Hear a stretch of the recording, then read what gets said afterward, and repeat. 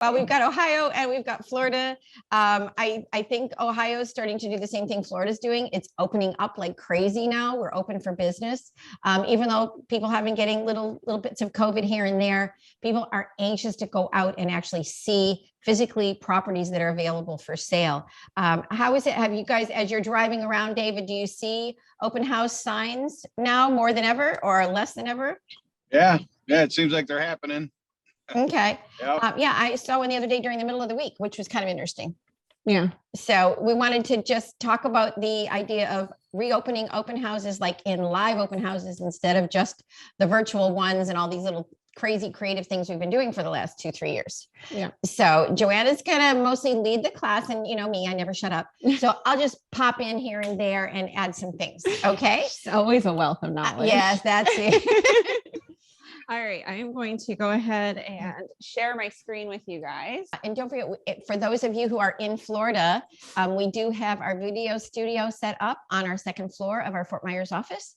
And our podcast studio is ready to rock and roll. So we've got some cool tools for you guys that aren't going to cost you any money. So come and take advantage of it. Give us a call, reserve some space. Yeah. So without further ado, open houses to get more listings. So lately, we've been hearing a lot of people saying, you know, there's no need to do an open house. My house is going to sell right away anyway. What's the point of an open house? What I really need is more listings.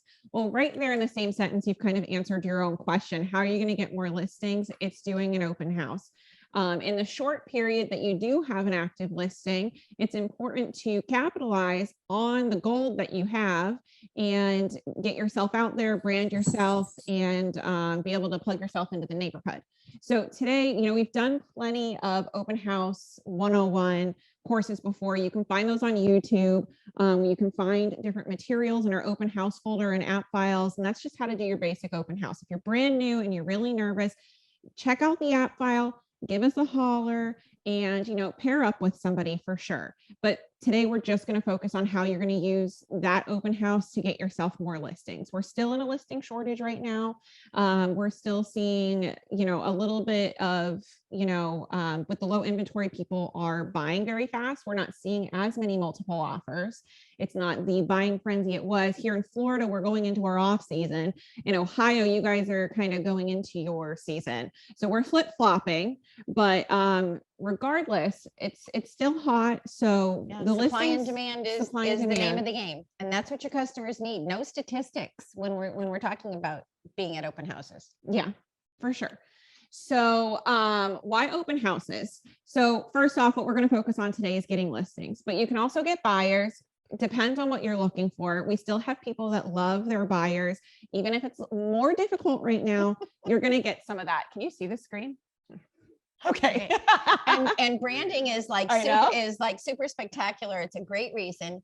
You're building the team. You're also expanding Jones and Company Realty. How many of you guys, by like a show of hands, have geographic farm areas that you work in? All right. You like Kelly Green. Yeah. And so that would be your farm area. Yeah. So, and that's important when you do an open house in an area that you're doing your farming in. Mm-hmm. And we'll get into more ways that you can involve yourself in that farm area. But think about that. It's branding your expertise in the area. Move our little heads over to the side. There we go. Yeah. So you're going to use this in your listing presentation. When you're trying to get a listing, you're bragging about everything you're doing for that seller. One of those things is an open house. So unless you're leading by example and, case in point, then you can't really say that you're going to do anything. If you say in your listing presentation, oh, I do open houses, and then you say, oh, well, it's going to sell so fast, it doesn't matter. Not the greatest look for you. So it's great to use that material in your listing presentations. And it's really going to make your sellers happy. It's going to please them, because we're seeing a lot right now when they're saying, well, it's selling so fast, why do I even need to pay you? Go back to branding. Yeah, show them what you're doing for them, aside from just putting it in the MLS and watching it sell 24 hours later. Yeah, put in the work. One of the reasons they're calling you is because you're an expert in that area, right? Yep. And how do they get it? From your branding, from doing open houses and things like that. Mm-hmm. Absolutely. So why for listings? We've already kind of talked about this a little bit, but aside from, holding your open house, throwing some signs out in the yard and hoping people show up and you can get their name and phone number, we want to be more strategic with what we're doing, right? You want to establish yourself in the neighborhood you're working, whether it's a neighborhood you've been working for a while, one you're really trying to go after, or maybe you got lucky and you just got this listing across town. Well, there's a new neighborhood for you to establish yourself in. Absolutely. It's great branding for you. You need pieces to talk about, right? So it's a conversation starter. Otherwise, it's, oh, you're a realtor. Great. Do you have anything? No, the market, we can talk about the market all day. Everybody knows what the market's doing, but what are you doing to have conversations with people in your farm area? How are you touching people? And having a new listing is a great way to do that. But if it sells so fast, you need to capitalize on the small amount of time that you've got it on the market. And scheduled open houses give you a talking point. If someone saying, oh, how's the market? Well, wow, it's been so good that, hey, matter of fact, I've got a listing, I've got an open house on Saturday from 1 to 4 at Kelly Green's. Why don't you come and see me?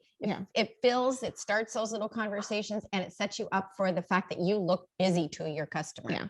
You need to show them that you're doing something is really what it comes down to. And it's a great opportunity to meet the neighbors. I mean, otherwise you're sending out postcards that are what, recipes, holidays. You're looking for something to talk to people about. You need material to send out to people. You need reasons to talk to the neighbors. Nothing better than a new listing in an open house while you have it for a few days. Especially if you're a new agent and you don't have a plethora of things to talk about. So talking about open houses, and it could be any open house that our company is doing. You don't have to say, I'm doing an open house. Say, hey, we've got 3 or 4 scheduled this weekend. Are you interested in getting a list of them? I can pop them over to you. How about if you just give me your cell phone and I'll put it in my mobile phone right now and get it off to you. Send you over the event. Oh my God, and I got a lead.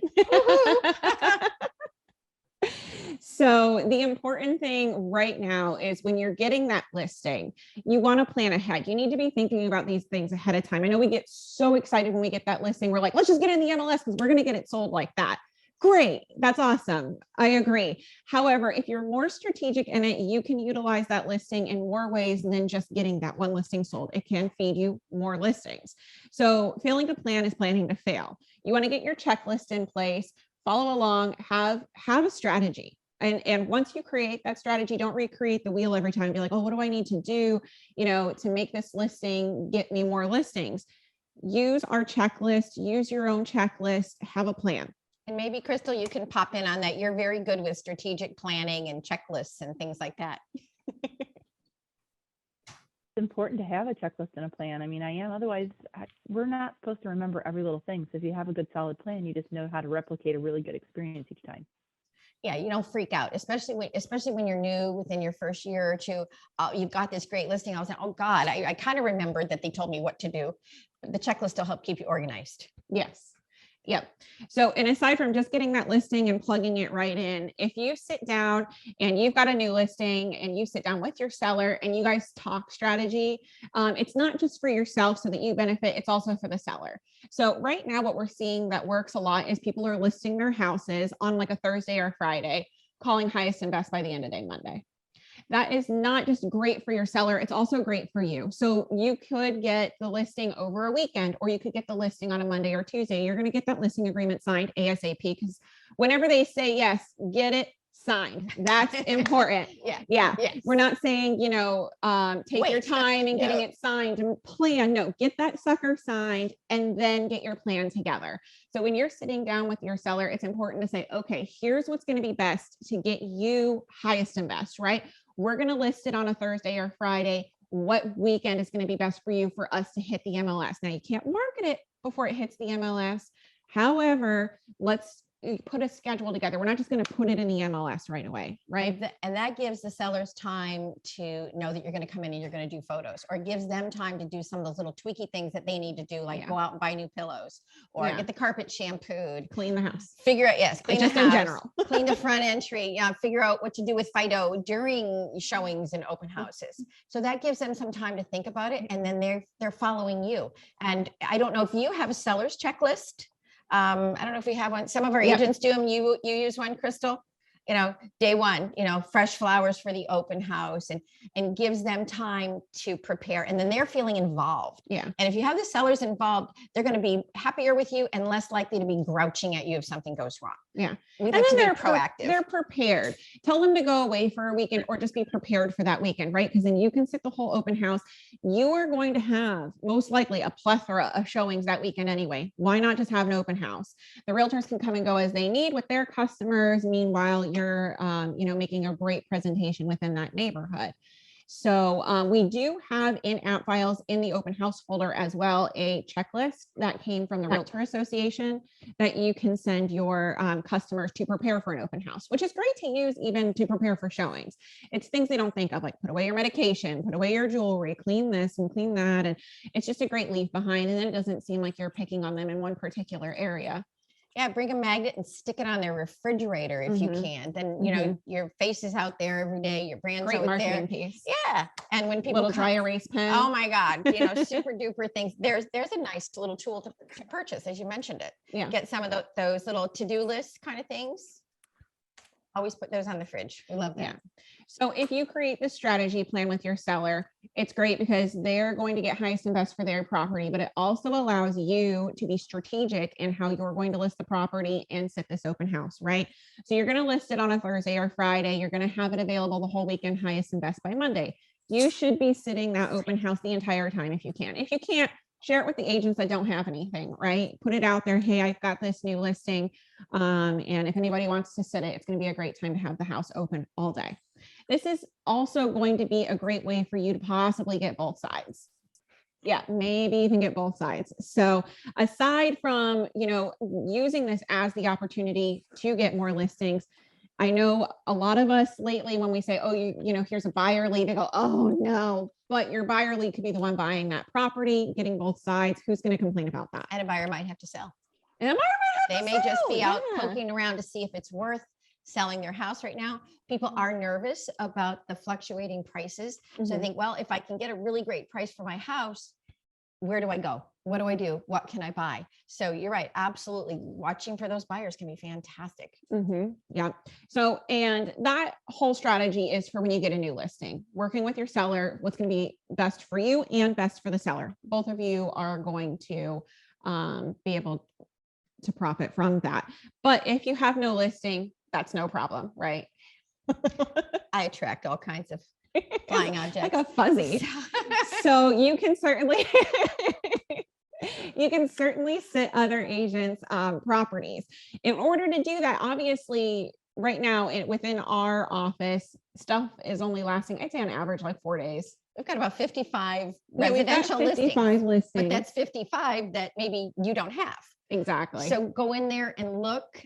You would go into MLS and search by the broker code, and it's on the screen, FLIR.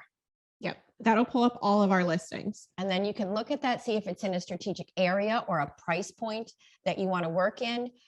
Give a call to our agents. Our team of agents here is phenomenal. Say, you know what? I know you want to be out playing golf on Saturday, but I'd rather sit your listing and see if I can possibly sell it for Guilty. you. You have to have a balance of life. That's the whole thing. So think about doing that. I think that makes some sense, and it gives you time to then advertise and start getting your name out there. The other thing that I found really works, kind of interesting, because there are not that many listings out there, and these unrepresented sellers, these people who think they can do it themselves, are out there. But they want to go out and shop and go to the farmer's market or just play around. And they start realizing that they have to be wedded to this house. So if you've been farming an area, working an area, or they see you around places, why not approach that Fsbo and say, you know what, why don't you go out for a couple of hours? I'll sit the house for you. I'll do all the marketing. I'll bring the cookies. I'll do all of that kind of stuff. And if I sell it, you know what?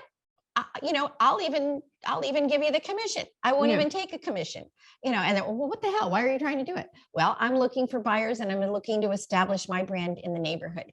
If you look trustworthy and you're doing something that's going to be great for them, most of them say, oh, wow, that's kind of cool. And if you can get an unrepresented seller's trust in you for you to sit in their house, that moves you one step closer to actually having them hire you to really market and get it sold for it. So I think you should look for Fsbos. And where do you look for Fsbos? Drive around. Drive around. But also there are websites. There are websites for salebyowner.com, and Zillow also allows people to post their listings onto their site. You can filter your search on Zillow by for sale by owner. So that's a great place to look. Become the, the Fsbo expert, work with them, because when they don't sell it, or let's say they do get a buyer, this is the phone call we get a lot of lately. Hey, they decided to Fsbo. They finally got a buyer and they kind of freaked out. Now they want me to do the contract for them. Well, that's a customer nonetheless. So, and you still have an opportunity for commission there. You can help out both parties. You can put your stamp on that for your statistics in MLS or any of the syndication sites like Zillow or Trulia or Realtor.com, and further your branding. But really, these are just opportunities to get yourself into the neighborhood, to get talking to the neighbors, and to establish yourself. So if you don't have a listing, you can get creative as far as looking at our listings and looking at your for sale by owner listings. Has anybody ever done that? Now, the other thing, there, believe it or not, there are expired listings because those people were overpriced normally, or it was in such horrible condition that it became overpriced. But maybe those expireds aren't quite ready to commit again. I mean, it's like getting married again. You want to have a little dating process. So kind of treat that expired almost like a for sale by owner. If they're interested in still selling, say, you know what, I know you don't want the pressure of and the commitment to list with me, but what if I give you a break this weekend or this coming Wednesday, and I'll sit your house for a couple of hours, gives you a chance to go out and experience that. And when we were talking about different days for strategic things, if certain times communities have different events going on, and plan it accordingly. Yeah, plan it accordingly. Well, and especially, and that's something to talk to your seller with when you're sitting down at the listing appointment. Hey, is there a best weekend for us to list this when there's lots of traffic? You're going to get more people, more eyes, more offers, right? Do you guys have something coming up where we can, host this open house, have it open Friday to Monday, and get you more offers? Because it's going to get you in front of more people, but to them, it's also getting them more eyes. And this isn't on the screen, but this is a really super great idea. When we're talking about events, garage sales are really kind of cool. Combine their garage sales with an open house. That really, because people of every genre and demographic, price point, everything, they show up at garage sales. So think about that. And if you are farming an area, what better way to talk to people? Why do people have garage sales? They're cleaning out because they're going to remodel. Somebody's moving out. There's a lifestyle change. They're getting ready to sell. So that's another reason that you might be able to capture an opportunity. Absolutely.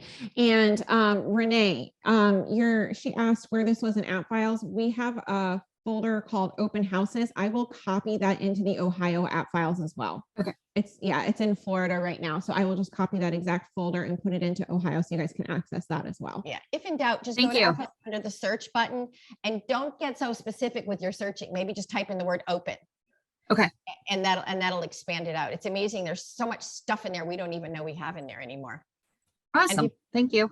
Our pleasure. Yeah. And you can dump stuff in there too. So if you guys have a great idea or a great strategy or a great flyer, just put some ideas in there so that everybody can learn from each other. Yeah. That's where we've gotten all of our resources, as people that are willing to share. So you can create a resource folder at any point if you want. Yeah. So we would be remiss if, while talking about open houses, we just didn't point out safety. It's a hot topic again. Unfortunately, it's never really gone away, but we've been having situations here locally. I don't know how you guys have been in Ohio, but we've just had some really scary instances with some of the brokers lately. Yeah, if all the different associations usually have a Facebook page, and they'll post those kinds of things on there, or they'll do little pop-ups on the MLS. It's not unusual to see people pretending to be a buyer, or now we're even seeing pretending to be sellers. Yeah, and this was one of the things that just recently happened here. They didn't own the property. They're calling these agents to come out to a vacant home to quote unquote list the property. Use your brains a little bit, because we get so excited when somebody says, oh my God, I want to buy this $1 million house, or I've got this fantastic listing that should sell in Lehigh, Florida, or in Royalton, Ohio, right? It's like, oh shoot, let me go out there, run after there. Be very, very careful with that. Do some vetting with that. Make sure you get copies of their driver's licenses. If you're going to meet somebody out there, have a Zoom meeting with them first Yeah. before you go out there, and and never go out alone. Yeah. So with the open houses, you don't have that opportunity to get people's identity or things like that. So I always like to put a sign on the front of my house that I'm sitting at that's got like a stop sign on it. It does make them stop and look. I know red and stop signs is kind of like a negative connotation, but We want them to we stop. want them to stop. It says per the request of the seller and for our safety, you will be required to sign in. That kind of just goes, nobody ever complained about it. And in that way, they also are more likely to sign in to your sign-in sheet. I know those are buyer leads versus the listing leads. However, people are more likely to sign in if it's a reason of safety. And at that point, people kind of go, oh, if anybody was going to be a problem, they're going to be less of a problem at that point. But it's also important to have somebody sit with you at your open houses. Do not sit your open houses alone. That's where a lot of the problems that we hear have been coming into. Somebody walks into an open house and they wait around until nobody else is there, or they walk in and thankfully they're like, oh great, I'm the only person here, and people are getting cornered. It's problematic. So if you're looking for somebody to sit with you, your favorite lender would love to sit, because then they will also talk to all of your buyers, which gives you more time to talk to the sellers and the people in the neighborhood. All your strategic partners, title companies, Home Watch, believe it or not, even the AC guys, they're social. They love to come and sit. And spend a couple of hours and learn from each other. Do that. Kids are not helpful. Your children don't help. And if you think that not having someone with you because you've got a taser or you have a gun, that's not necessarily going to help you, especially if you have a couple that comes in a house and they start dividing in a house. One can circle back around, pop you on the head. We're trying to scare you a little bit because it's happening. It is. And it's happening not just to women. It's happening to men. So we want you to do that when you have an open house. I would suggest that you let the people at Jones and Company know that you're going to be at an open house from such and such a time, and check in. Call when you get there, or text Joanna, text myself, say, hey, I'm here. If it's a 2-hour thing, every hour, check in. Yeah. And that way we know that you're okay. Yeah. So just be familiar with the property, know your way around the house, know your exit doors, all of those things. Yes. So just a point. Yes. Do not bring your Louis Vuitton bag with you. No. Do not wear your best diamond watch, things like that. Realtors are rich according to the rest of the world, Yeah. So don't put your Sunday best stuff on. Look appropriate, look professional, look very nice, but don't put yourself out there where they're just going to want to steal things. Yeah. So, and don't leave your purse in the house. I can tell you, because I had my purse stolen just from not paying attention and putting it down. So when you're doing an open house, put it into your trunk of your car.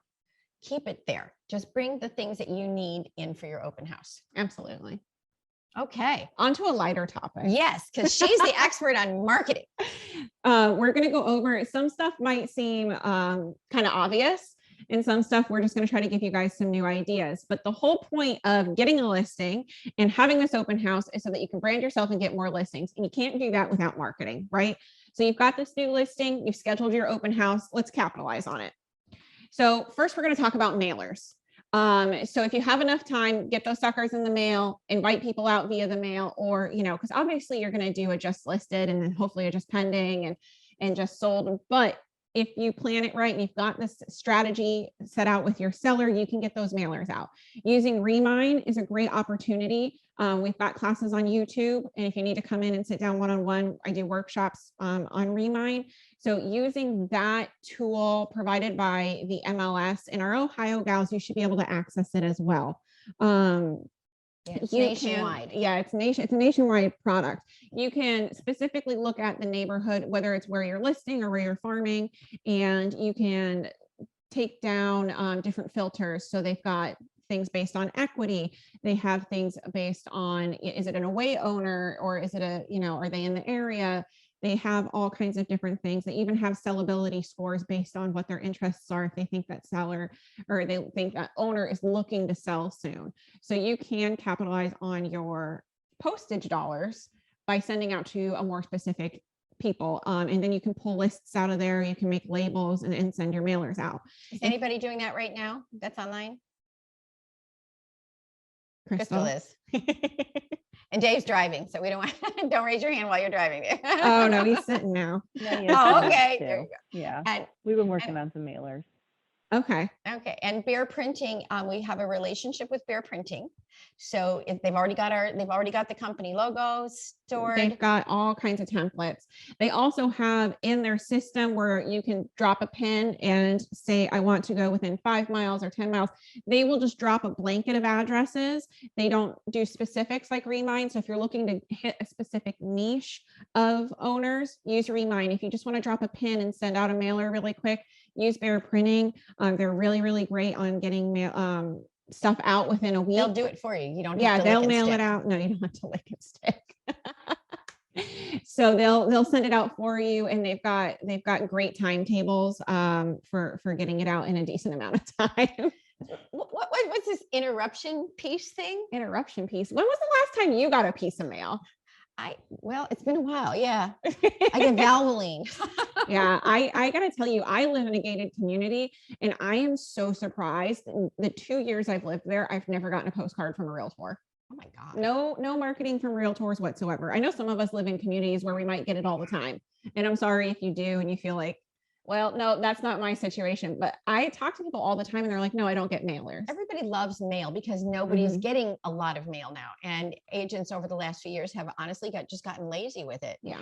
And no matter what, we send out thank you notes. And I know Crystal does. Absolutely. That's one of the least expensive ways of sending things out. So people are checking their mail. So I'm assuming that's what you mean by an interruption piece. Yeah, absolutely. Well, fantastic. Way to be an Joanna? interruption. Yes. Joanna, do you think it matters if it's like a letter or a postcard or what kind of mailing piece it is? Yeah, so the personal handwritten stuff does go a lot further, but you might not always have the time for that. A postcard is going to get the job done. But if you're doing an open house specifically, what I've seen a lot of people have great success with is doing like a personal invite, whether it's handwritten or it's like a letter in an envelope that looks like a personal invitation. It's going to get the neighborhood out there a little bit more. It's going to grab their attention. A postcard is more so you're just listed, you're just sold kind of thing. But a personal invite could really go a long way. Yeah. Put something on the outside of the envelope so that they will open it. Yeah. You're invited or Yeah. You special can event write in your it. neighborhood. Yeah. Something like that. If you're putting in an envelope, you can write that on the back, like on the flat piece. I've seen people do that a lot. And I open that always when it has like a little note to me on the outside flat. Yeah. And hand write out the address. Don't do the lickers thing. There's nothing worse. Oh, yeah, the family at 123. Oh, that makes me feel really personal. I might not even open it. I'll toss it. Absolutely. Absolutely. So, but again, it's not going to be about how many people do show up to your open house. It's about how many people you're reaching and you're touching. And that's what this mailer gives you an opportunity to do. So it's going to help you spread your brand. It's not, well, only 5 people showed up. Yeah, but 50 people, you just got their attention, even if they couldn't show up to your open house, right? You had a reason to end up in their mailbox. Exactly. So in the same type of aspect goes to door knocking. It's more cost efficient for those of us that are gutsy. Personally, I could never door knock, but I know a lot of people that have had success with it. And do it in pairs again. Yes. Because Safety first. Always safety first. Yes. Yeah. And RPR is a great app. We have that in the, it's a nationwide again, so that works for Ohio and Florida.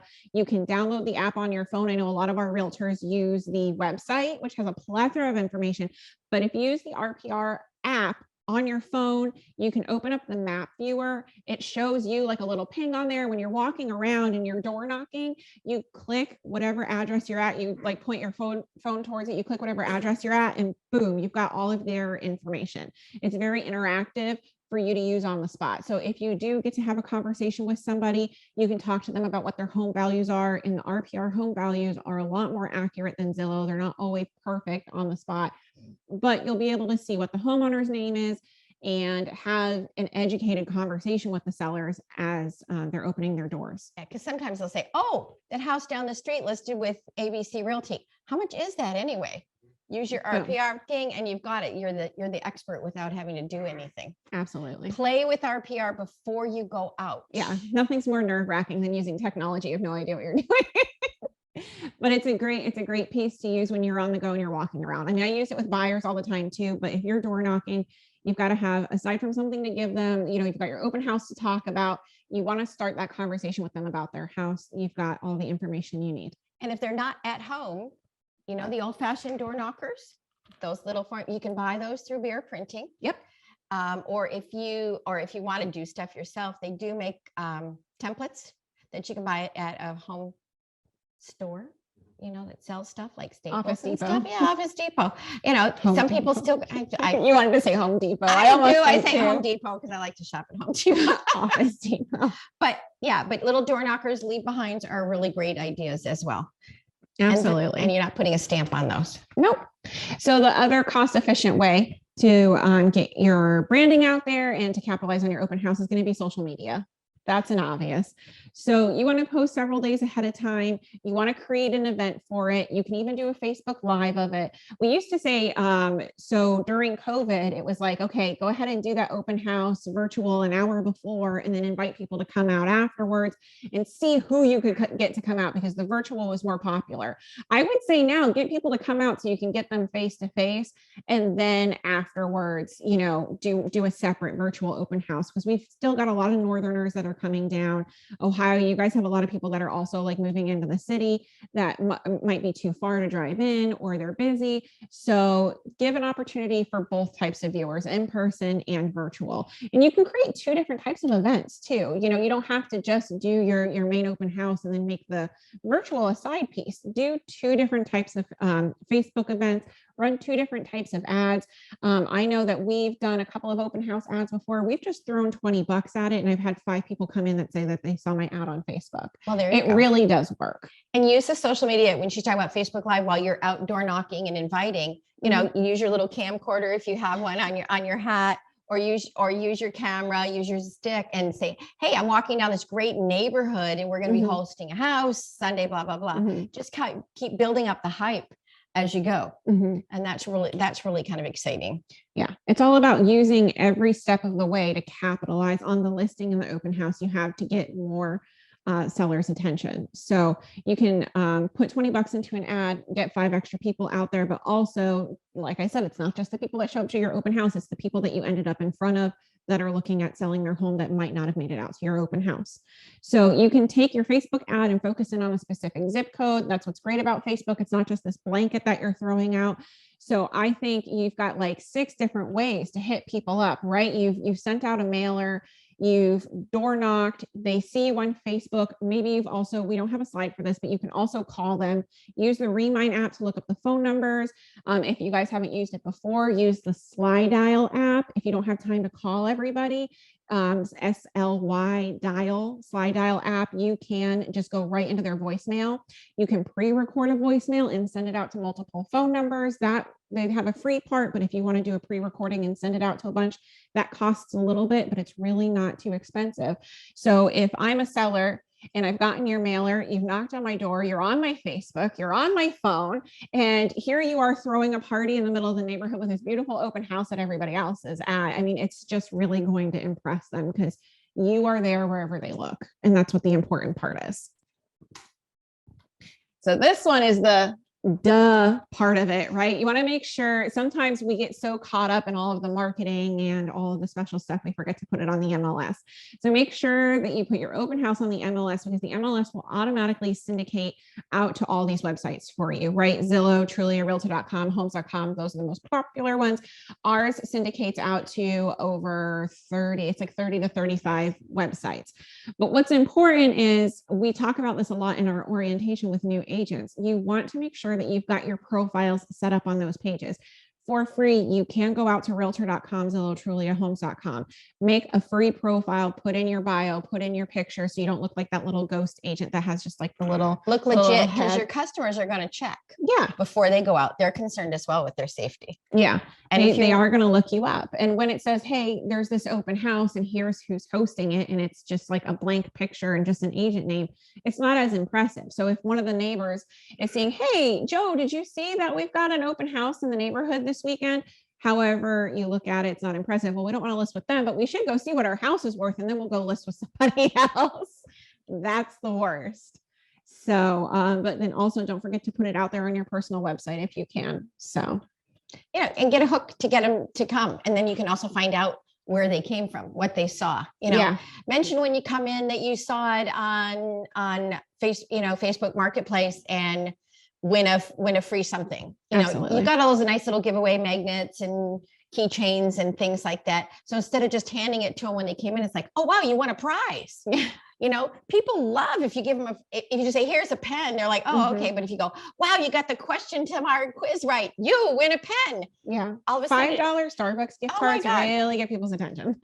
lots of value. Yeah. And now we're going to talk about the event itself. Absolutely. Which I kind of I started leading you into. Oh yeah. So you want to make sure, aside from the marketing ahead of time, you've got your material set up for the open house. So right now, where you're trying to capitalize on getting more listings, you're going to strategize what you're bringing very different than if you were trying to get buyers, right? So this is kind of like your first listing presentation. Otherwise, people call you, you have time to get yourself together, you get your materials together, and you go and you sit down at their kitchen table, right? These people are coming out to see you. They're going to be right in front of you, asking questions, asking what you could do to represent them and what you're going to do for their house. So you want to have a listing presentation ready, a packet, a handout for them that's just going to be for people that are selling, because we know that the nosy neighbors come by more often than the buyers do. And we used to be frustrated with that, right? Oh, all I got were nosy neighbors. I got nobody else to come by. Well, those are valuable future customers to you. And the nosy neighbors know who all is getting ready to sell in the house because they know all the gossip, right? So those people are more valuable than coming into your open house. So either a booklet or something, or if you folder. And if you feel like that's overkill for something, at the minimum, have a personal brochure. Yeah. Back to personal brochures. I know Crystal brands herself, the core team, really well, and that's what you're talking about is branding, having that brochure, because they're not going to keep the flyer about the property. When they leave, they're going to toss it in the trash. But if you've given them a really cool looking brochure with your name and your business philosophies and what you can do for them, they're going to remember that. And even if they're not the one who's going to sell, that nosy neighbor is going to say, wow, I met Susie and she was really, really cool. Yeah. Why don't you call her? And they hand her stuff off. Yeah, it's important to have those pieces, but it's also important, even though you're not trying to get buyers and they're not going to hold on to the information about the property, it's important that that stuff still look impressive, because they look at that as this is what you're going to do for their house, right? So if they walk in and all you have is the MLS printout, they're like, okay, so this is all you get when you leave there. There's all this pizzazz and all this wow, and then you get there and there's not a lot of material. There's nothing that makes the house look wow. So make sure that your materials are wow, because that's what they're going to judge you on for their own home. And don't have a beautiful brochure with just laying on the counter. Use a brochure stand. We just ordered some really cool wooden ones that we're going to have this week, which is cool. And it has a little plaque on it and things like that. So it's going to look impressive, and then you can leave it behind after the open house for anyone else who comes through. Absolutely. So ways to capitalize: just instead of doing your basic open house, you can do other events around this open house. So a neighbors only event is really successful. Sometimes you've got the neighbors you've got the nosy neighbors. They have no problem coming into your open house, right? Then you have the neighbors that are like, well, I'm interested. And they're like watching out their window, but they don't want to go in. They don't want to talk because then they're afraid they're going to get cornered. They don't feel like, well, I'm not interested in buying it, so I don't want to go buy and waste somebody's time. doing a neighbors only event, inviting them out for their own exclusive view to check out what's going on in the neighborhood, it gives them more of a comfortable bubble to come and look Yeah. at the home. And there's different ways that you can get them out. You can do a cocktail event at the home. You can have food, as long as you don't have like white carpet. And you can do, like you said, specific giveaways. But if you've got giveaways at the house, have a reason, have it more so like a casual get together. Come out, view the property like an hour before the open house, where it's, just for the neighbors only, before we go out and put out signs and it gets really crazy and the realtors start coming through. Block out that time on your showing time so that you don't have other realtors coming through, and make it some one-on-one time for you and the neighbors. That's a great idea. And June is National Ice Cream Month. Oh, there you go. So Have you- some ice cream. Have an ice cream social. Nobody leaves when they have ice cream. It melts. Pick a couple of different flavors of ice cream and have them out there and have like a little contest, like what is the most favorite form of ice cream, and take that into a giveaway as well. Mhm. So yeah, just Have layer up and kind of have fun. That's the most important thing when you're doing it. If you're all serious and stressed out when someone walks in, they're going to reflect off that. But hey, I'm having a party. Absolutely. Come on into the house. One of the things I do is I actually bring a Bose sound cube, Uh-huh. put on very light in the background. Music. And, soft jazz or soft things like that. Yeah. It just adds a little ambiance to all those things too. Mhm. People like it. Actually, what song is that? Yeah. Yeah. So silence is scary. yeah, It Tim is. was saying he makes sure that if you guys couldn't hear him through the mic, he makes sure that he puts on some jazz music, some light, calm music, just to kind of set the vibe. So that's a really good idea. I walked into a house once, and it was gentle music. It was for a showing. And a house was beautiful. It was clean, but it was right off of Del Prado. And there was music playing throughout the entire house. It was very loud though. It was jazz music. It was a little too loud. And they were like, I just wonder like why the music is so loud. And I'm looking around and I could see that it was Google. So I said, hey, Google, stop the music. The whole house went quiet and all you could hear was the road. Ah. And I was like, oh my gosh. But my buyers were so impressed. They were like, you just commanded the house. So we turned it back on before we left, but they were like, yeah, no, they were trying to like cover something. So it's important to have it light in the background, but it's smooth jazz. Yeah, absolutely. Absolutely. So another way that you can have a different type of open house is to do a group open house, especially if you're in a gated community or a larger, niche community. Pair up with other agents. I know, especially Tim, you're working Kelly Greens. You've got other people that you can work with. You can share the marketing. Nothing is worse than doing an open house, putting out your signs, and then somebody else is also having an open house and they're directing in their way. It's almost like this silent war, right? But if we work together, I'll send people your way, you send people my way. I mean, there's not enough listings to go around right now. So you're going to get it sold anyway. Why don't we work together and send our customers to each other? Yeah, it maximizes your marketing dollars. If you want it, people still actually do pick up the newspaper on Saturday Mhm. because there is that home finder. I'm paying for a half a page ad between 6 agents is a lot better than one of you doing it and other Yeah. people capitalizing. And people pay attention if there's more than one house to go to. It makes getting in the car and going out there. So then you could even do a group giveaway. Yes. Like we do a lot of that. And we'll be doing some of the Jones and Company Realty specialty open house things too. I don't know if we put that in there yet. No, not yet. So and we've done that in years prior to COVID. We've done, the tour of Lee County, and we've all come together and done a nice ad and sent people all around town. And if they visited all the spots, then they got nice little, one year we did scratch off tickets. One year we did like an entry price Did a to a big TV. giveaway. So, you can make it doesn't have to be that big, but going in on group marketing can really help everybody in the process so that you're not at war with each other. Think Christmas in July. That's one of our biggest events that we do at Jones and Company Yes. Realty. And so we help market along with the agents in there. So if you've got a theme, that also creates things. People love to get in as part of something. They love that part of that. And we have any questions on the chat? Yeah. Is there an easy way to search for open houses to see what else will be open in the area? If you can check your own MLS will have anything that's scheduled out. You can Yeah. check there. And And again, the just search tab on MLS, when you click search and you go down, some MLSs you have to click more options, but you can specifically click a search option for open houses.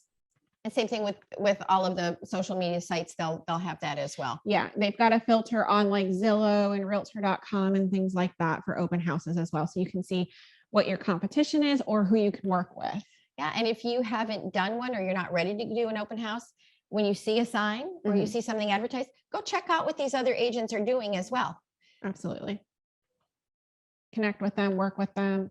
You never, It's you good networking, but I think we've learned how to have successful open houses by watching what other people have done that has worked. Yeah. So make sure when you do an area, I mean, some communities don't allow open house signs even mhm. anywhere, not even directional into the road. So those properties may not be beneficial to have an open house. Mhm. If they can't get through the gate, people are not, they're not going to come for an open house. So check some of those kind of things out when you do it. But think about that. Yeah, I mean, you want people to catch their eyes too. So use open house signs. Some teams like to have their own branding on the open house signs. Others, and we have those at Jones and Company, big yellow arrows. They're generic Mhm. because people are driving by, honestly, at 45 miles an hour down the road. They're not going to notice, Your branding. your branding. Honestly, they're not, but they'll see a big eye-catching sign. And that's what you want. You want consistency. Get them there. And you think balloons and all of those kinds of things, it works. You could even pay, well, certain neighborhoods do not let you do that. And certain towns have rules, but you could pay your little 10-year-old kid to stand by the sign and wave or carry the sign like Geico, I mean, think out of the box a little bit. People, whatever will grab your attention. Dress up like the Statue of Liberty, We'll tell Jan you're getting Grayson out there. Stay on the main road there. Any comments, questions, ideas? War stories? I got a good story. Hey, JJ and Joanna, thank you very much for this. A lot of good information, and I got to give you an A+ for getting everybody excited about open houses. One rule in real estate, though, is if you do nothing, you're going to get nothing. So that's part of why I'm here, because I want to get something and I want to do something. So that's important. Are you saying that you're ready to do an open house for one of our listing agents here? Pay attention, girls and guys. Here's an open house story, and this makes me look old, but honestly, 30 years ago, I did one of my first open houses, and it was a 2-story home. And I don't remember how I got that listing, but no, I'm sorry, it was a 1-story home. Anyways, the neighbor across the street had a 2-story home. And they came across the street, and I thought they were nosy neighbors. Well, it turns out their son had muscular dystrophy, and they really wanted to get a 1-story home because they knew they needed a one-level home. And turns out I ended up selling their house across the street, but I had to actually prospect. I went to the next neighborhood they wanted to live in and put flyers on all the doors, all the 1-story homes saying, hey, Joe and Mary want to buy this house in your neighborhood. They want a 1-story home. So I ended up selling them a house in that neighborhood that they wanted. And then after that, they stayed there, I don't know, maybe 10, 20 years. The next thing you know, once you know it, they ended up getting a divorce. Well, I had to find both of them a house. In the meantime, his mother died. So I sold her duplex, which is a nice listing. And then she got remarried. I sold her. So honestly, I lost track, 7 or 8 deals because of a really open house. So that's why they're important. Is all I'm trying to say is that, it's definitely something that, it's definitely a way to get business, I guess. So Yeah. I like that reverse farming thing. Do you know, I've got a buyer. Are you thinking about selling? That's a really good way to do it. Yeah. Named them, I said, Joe, I didn't give them their last name. I just said, whatever it was actually, as I said, Joe and Mary have want a ranch in your neighborhood, probably, in this school district or whatever it was, or this elementary school. But it really worked because, like I say, I'm still Facebook friends with her. And you know what I mean? It's like, in fact, I sold her daughter a house. There's so many people down the line, all because of a silly open house. And it works, so. How cool is that? It just branches out into plethora Right. of deals. That's what I'm trying to say is you can't just look at it as trying to sell one house or pick up one buyer or one seller. I mean, it could be something that really blossoms, so. Wow, that's great. Thanks for sharing that. From. It looks like it's chilly up in Ohio. You guys all seem to have heavier clothing on. We're looking at record heat today in 94. They said it's going to feel like triple digits today. Oh gosh. It's going to be a brutal summer for us. I'm in Michigan, and right now it's pretty cool. It's nice, actually beautiful. Yesterday was a terrible day, all raining all day, but it's supposed to be like in the 90s tomorrow. So whatever. Well, that's good. Well, It bounces Well, around. there you go. Yeah. Very good. Well, we get it in 50 minutes, which that gives you time to go out and absorb the things that we've talked about. Go poke around in app files, look at the resource materials that are out there. We will post this on YouTube shortly, so you can go back and review it, because you're gonna close out and start doing business, and you're gonna forget some of the great things we've taught you today. So maybe this evening, when you're having your coffee or cocktail, review it out there on the lanai, enjoying the great weather. So we're going to leave you for today. There are some things going on in Florida.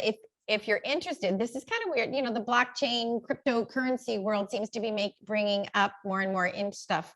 There's a 3-hour specialty class tomorrow online through the Royal Palm Coast Realtor Association in Florida from 9 to 12, which could be of interest if you have anybody interested in it. I think it might make some sense for you to just look at it. So check out and see what your MLS is offering as far as education too. You can have 2 computers up and take a class and work at the same time. Absolutely. Yes. So without further ado, peace out. Bye. Thank you.